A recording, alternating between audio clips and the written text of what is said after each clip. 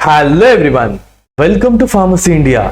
आज की इस वीडियो में हम सीखने वाले हैं प्लाज्मा वॉल्यूम एक्सपांडर्स के बारे में। तो चलो शुरू करते हैं आज का session with the introduction. Plasma volume expanders, इनका यूज हम कब करेंगे? When there is sudden loss of blood और plasma as seen in conditions like extensive bleeding. जब भी हमारे बॉडी के अंदर कोई बड़ी इंजरी हो जाती है या बर्न्स हो जाते हैं, तो उस कंडीशन में हमारा ब्लड लॉस हो सकता है या हमारा प्लाज्मा लॉस हो सकता है। उस कंडीशन में क्या होगा? There is gross reduction in the blood volume. अब इस कंडीशन में सबसे बड़ा नुकसान ये होने वाला है कि आपके ब्लड का वॉल्यूम डिक्रीज होगा, which results in under perfusion of the tissue and can be rapidly fatal. इसका मतलब ये होता है, अगर आपके बॉडी के अंदर जो भी ब्लड प्रेजेंट है उसका वॉल्यूम अगर कम हो जाता है, तो आपके बॉडी के जो मेन ऑर्गन है उनको सफिशिएंट अमाउंट में ब्लड नहीं मिलेगा, सफिशिएंट अमाउंट में प्लाज्मा नहीं मिलेगा, और इस कंडीशन के कारण वहां पे एक प्रॉब्लम क्रिएट होगा जिसे हम कहते हैं अंडर परफ्यूजन। इसी रीजन के कारण उस पर्टिकुलर ऑर्गन को ना ऑक्सीजन मिलेगा ना न्यूट्रिएंट्स मिलेंगे, और वहां पे कुछ ना कुछ प्रॉब्लमेटिक सिचुएशंस क्रिएट हो सकती है। तो इन सब प्रॉब्लम को ठीक करने के लिए हम क्या करते हैं? तो restore intravascular volume, the component that is lost should ideally be replaced like plasma in Burns and blood after haemorrhage. अगर आपको कोई बर्न्स हो जाता है, हाथ जल जाता है, आपका बॉडी के ऊपर कहीं पे भी बर्न्स आते हैं, तो उस कंडीशन में प्लाज्मा का लॉस होता है। तो उस लॉस को रिकवर करने के लिए आपके पास एक ही आइडिया है कि उस पर्टिकुलर कंपोनेंट की अगर डेफिशिएंसी हो चुकी है तो उसे रिस्टोर कर दो। या अगर आपको कोई बड़ी इंजरी हुई है जहां पे ब्लड लॉस होने का चांस था, तो वहां पे आप प्लाज्मा वॉल्यूम एक्सपांडर्स को देके या ब्लड को देके उस पर्टिकुलर प्रॉब्लम को ठीक कर सकते हो। जैसे कि हीमोरेज, टिश्यू इंजरी होने के कारण ब्लड लॉस हो गया, तो उस कंडीशन में आपको ब्लड ट्रांसफ्यूजन करना पड़ेगा उस पर्टिकुलर पर्सन के प्रॉब्लम को ठीक करने के लिए। However in emergency immediate volume replacement is important. Emergency condition में आपके पास एक ही चॉइस है कि वॉल्यूम जो भी आपका लॉस हुआ है उसको रिप्लेस कर दो to maintain the blood pressure and tissue perfusion. और इसके पीछे दो ही रीजन है। एक तो आपके बॉडी के अंदर जो ब्लड वेसल्स है उनके अंदर ब्लड प्रेशर मेंटेन रहना चाहिए। दूसरी थिंग परफ्यूजन। परफ्यूजन मतलब कितने अमाउंट में उस पर्टिकुलर ऑर्गन में उस पर्टिकुलर ऑर्गन में ब्लड सप्लाई कितना हो रहा है। जैसे कि हमारे लंग्स, वहां पे हाईली परफ्यूजन होता है, ज्यादा अमाउंट में ब्लड आता है।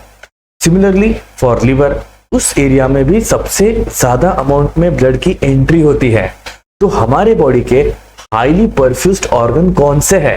Brain, heart, lungs, kidney, liver. इन सब रीजन्स में सबसे ज्यादा अमाउंट में ब्लड पहुंच जाता है। बाकी रीजन में भी जा सकता है, बट वहां पे एंट्री कम होती है in comparison to these major organ. So in such situations plasma expanders are used. तो हम कह सकते हैं, जब भी कोई बर्न्स आते हैं या हमारे बॉडी से ब्लड लॉस होता है, तो उस कंडीशन में जितना भी लॉस फ्लूइड का हमारे बॉडी से हो चुका है उसे हमें रिकवर करना पड़ेगा, और वही एक बेस्ट ट्रीटमेंट है।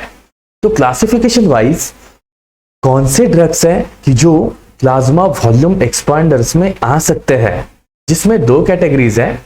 एक तो है कोलॉइड्स, दूसरे है crystalloids.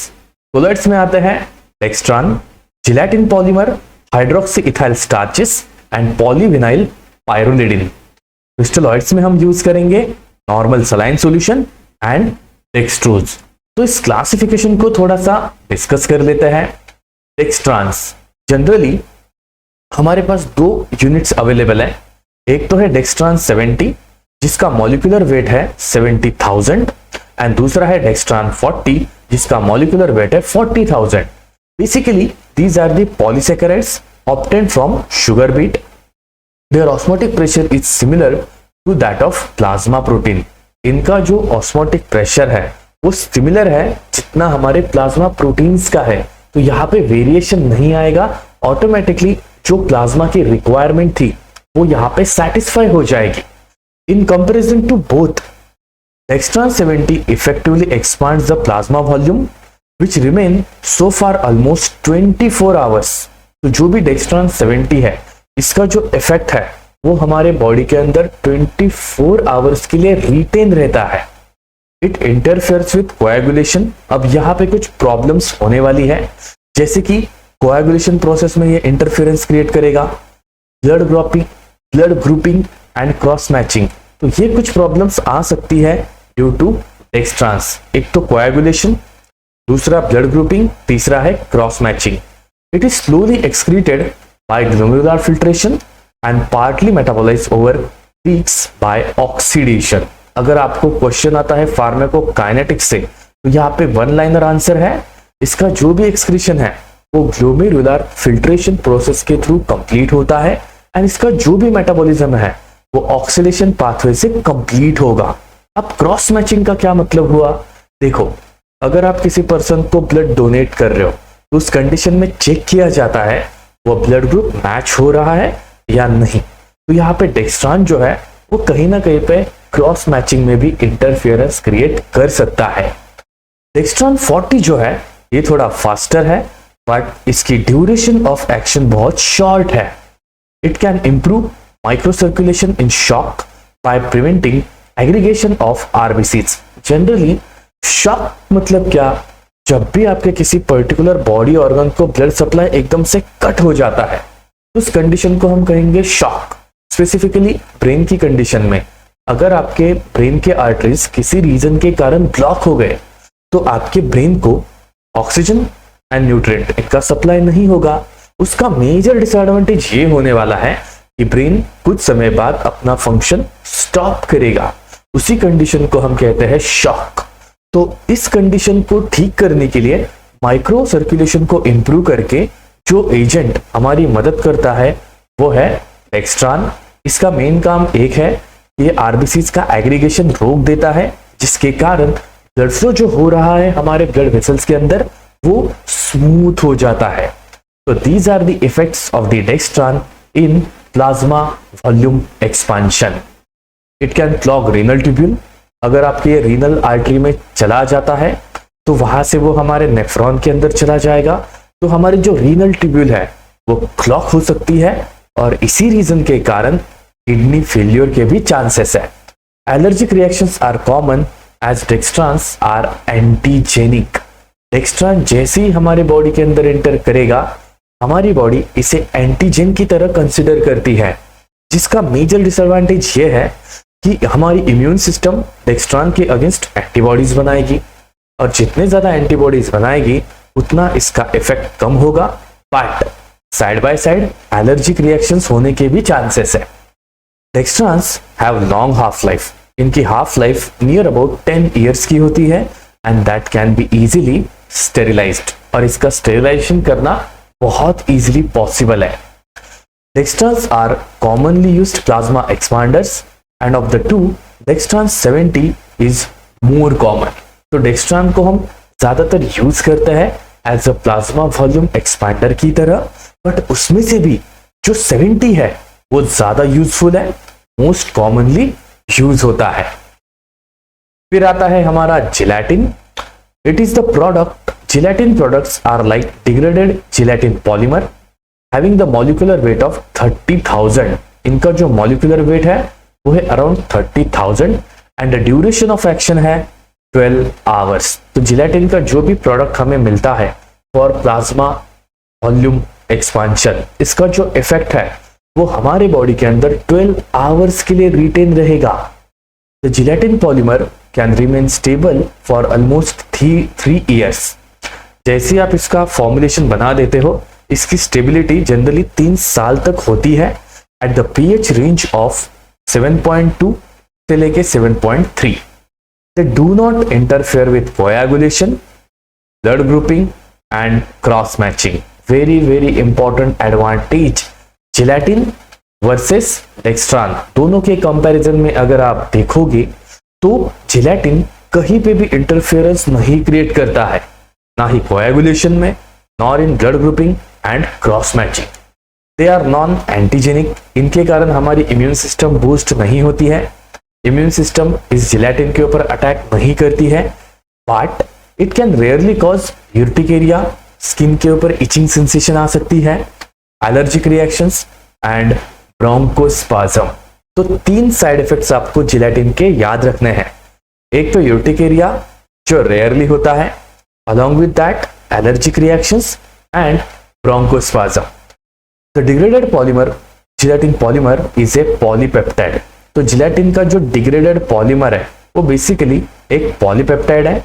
It has long shelf life and it is excreted gradually by kidneys. इसका जो भी मेन एक्सक्रीशन होगा वो हमारे किडनीज के थ्रू ही होता है। तो these are the gunshot point for gelatin. Next component is hydroxy ethyl starch, जिसका दूसरा नाम है हेटा स्टार्च।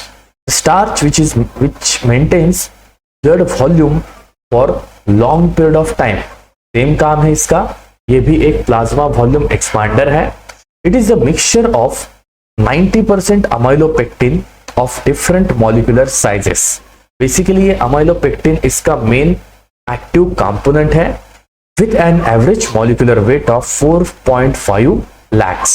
तो अमाइलोपेक्टिन का जो भी एवरेज मॉलिक्यूलर वेट है वो है around 4.5 lakhs। It is used as 6% solution for infusion। It expands the plasma volume and stabilizes it for almost 24 hours। तो हाइड्रोक्सी इथाइल स्टार्च का जो भी सॉल्यूशन हम यूज करते हैं उसका जो कॉन्सेंट्रेशन है वो है अराउंड 6% इन्फ्यूजन, और इसका जो इफेक्ट है वो हमारे बॉडी के अंदर 24 आवर्स के लिए रिटेन रहेगा। The smaller molecules are excreted faster than the larger one. तो जो भी स्मॉल मॉलिक्यूल्स होते हैं वो इजीली एक्सक्रीट हो जाते हैं in comparison to larger one, and hence larger ones may have longer t half about 17 days. अगर हम बात करते हैं हाइड्रोक्सी इथाइल स्टार्च के smaller molecules versus larger molecules, तो जो भी लार्जर मॉलिक्यूल्स है वो हमारे बॉडी से बहुत इजीली एक्सक्रीट नहीं होते हैं, उनको थोड़ा सा टाइम लगेगा। तो उनका जो टी हाफ है वो है अराउंड 17 डेज। तो ये हमारे बॉडी के अंदर बहुत लंबे समय के लिए स्टे करेंगे। Beta starch accelerates erythrocyte sedimentation. ये एरिथ्रोसाइट्स का सेडिमेंटेशन बढ़ा देता है, बिकॉज यहाँ पे क्या होगा, विस्कोसिटी कम हो जाएगी, और विस्कोसिटी कम होने के कारण आरबीसीज इजीली सेटल डाउन होने लगेंगे। It does not interfere with coagulation process. Very important point. Next one, gelatin, heta starch. इन दोनों में जिलेटिन को अगर छोड़ दो तो बाकी की जो 2 ड्रग्स है वो कोएगुलेशन में इंटरफेरेंस क्रिएट नहीं करेंगे। फिर भी हेटा स्टार्च का एडवर्स इफेक्ट क्या है? एक, fever, second, chills which includes flu like symptoms, vomiting, anaphylactic reactions with urticaria, bronchospasm and some other allergic reaction. मतलब हम कह सकते हैं हेटा स्टार्च जो है वो एंटीजेनिक है। ये हमारे बॉडी के अंदर इम्यून सिस्टम को एक्टिवेट करता है, जिसके कारण एलर्जिक रिएक्शन हो सकती है। फिर आता है पीवीपी, पॉलीविनाइल पाइरोलिडिन। बेसिकली ये एक सिंथेटिक कंपाउंड है which is water soluble polymer used in the concentration of 3.5%. It is partly excreted through kidneys and one of the part of it stored in reticuloendothelial cells, Kupffer cells in liver, skeletal muscle and skin for long period of time. ध्यान से देखना, PVP एक synthetic compound है, water soluble है। जैसे ही आप इसे consume करोगे इसमें का कुछ पार्ट आपके किडनीज के थ्रू एक्सक्रीट हो जाता है, but some of the part gets stored in reticuloendothelial cells, जैसे कि आपके ब्लड वेसल्स के जो सेल है वहां पे स्टोर्ड होगा, Kupffer cells in the liver, skeletal muscles and skin for long period of time. तो ये जो पीवीपी है ये हमारे बॉडी के अंदर किसी पर्टिकुलर टिश्यू में डिपॉजिट हो सकता है, जैसे कि blood vessel, liver, skeletal muscles and skin. PVP binds penicillin and insulin in the plasma. अब ये इसका एक डिसएडवांटेज हो सकता है, पीवीपी क्या करेगा, अगर आप पेनिसिलिन या इंसुलिन की थेरेपी ले रहे हो तो पीवीपी उसे बाइंड करेगा। जैसे ही बाइंड करेगा उसकी मॉलिक्यूलर साइज बढ़ेगी और उसका जो भी टिश्यू के अंदर पेनिट्रेशन होना चाहिए वो नहीं होगा, जिसके कारण पेनिसिलिन एंड इंसुलिन का हमारे बॉडी के अंदर जो इफेक्ट आना चाहिए वो नहीं आएगा। It is not preferred due to various disadvantages. इसके बहुत सारे डिसएडवांटेजेस है जिसके कारण पीवीपी को हम कंज्यूम नहीं करते हैं, जैसे कि it provokes histamine release and interferes with blood grouping. तो दो प्रॉब्लम्स क्रिएट होंगी, एक तो ब्लड ग्रुपिंग प्रोसेस में इंटरफेरेंस क्रिएट होगा जिसके कारण हम कंफ्यूज हो जाएंगे कौन से पर्सन को कौन सा ब्लड देना है, एंड दूसरी चीज हिस्टामाइन का रिलीज अगर प्रोवोक होता है तो एलर्जिक रिएक्शंस होने का चांस है, एंड दैट्स व्हाई पीवीपी को अभी हम प्लाज्मा वॉल्यूम एक्सपांशन के लिए यूज नहीं करते हैं। तो प्लाज्मा वॉल्यूम एक्सपांडर्स का जनरली यूज हम कहाँ पे करेंगे, एक हाइपोवॉलेमिक शॉक जहां पे आपके बॉडी में से ब्लड वॉल्यूम कम हो चुका है, बर्न्स आपकी स्किन जल चुकी है, extensive fluid loss as an emergency measure to restore plasma volume. अगर किसी कंडीशन के कारण, किसी ड्रग के इफेक्ट के कारण, किसी डिसीज के कारण आपके बॉडी से फ्लूइड लॉस ज्यादा हुआ है तो उस कंडीशन को रिकवर करने के लिए हम प्लाज्मा वॉल्यूम एक्सपांडर्स को यूज करते हैं। तो देयर आर सम कॉन्ट्राइंडिकेशंस। इन कंडीशंस में हमें प्लाज्मा वॉल्यूम एक्सपांडर्स को यूज नहीं करना है, जैसे कि cardiac failure, pulmonary oedema, renal failure and severe anaemia. ये चार ऐसी कंडीशंस हैं जहां पे हम प्लाज्मा वॉल्यूम एक्सपांडर्स को यूज नहीं करते। तो ये की पॉइंट्स याद रखना एग्जाम के लिए जरूरी है। तो मिलते हैं नेक्स्ट वीडियो में, तब तक के लिए पढ़ाई कीजिए। All the best.